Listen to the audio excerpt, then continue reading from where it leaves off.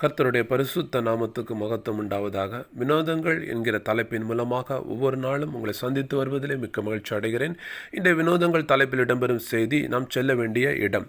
நீதிமொழிகள் 1வது அதிகாரம் 23வது வசனம் இப்படியாக சொல்கிறது: என் கடிந்து கொள்ளுதலுக்கு திரும்புங்கள், இதோ என் ஆவியை உங்களுக்கு அருளுவேன், என் வார்த்தைகளை உங்களுக்கு தெரிவிப்பேன் என்பதாக எழுதப்பட்டு இருக்கிறது.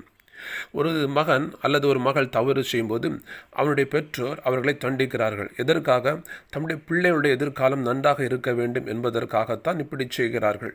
இதே போலத்தான் நம்முடைய ஆண்டவரும் கர்த்தராகிய இயேசு கிறிஸ்துவும் தம்முடைய பிள்ளைகள் தம்முடைய வழியிலிருந்து வழி தவறி செல்லும் போது அவர்களை அவர் சிட்சிக்கிறார், தண்டிக்கிறார் என்று வேதத்தில் சொல்லப்பட்டிருக்கிறது. வேதத்திலே அநேக உதாரணங்களை நாம் பார்க்கலாம்.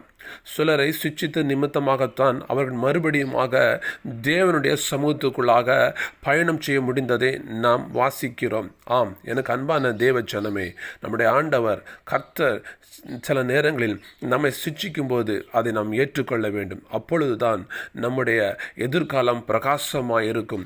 அப்பொழுதுதான் நாம் இந்த உலகத்தினுடைய பிள்ளைகளாய் வாழாமல் இயேசுடைய பிள்ளைகளாய் வாழ முடியும் என்பதை மனதில் வைத்துக் கொள்ளுங்கள்.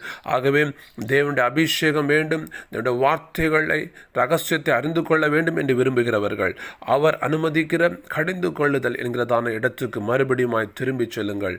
கர்த்தர் உங்களை ஆசீர்வதிப்பாராக.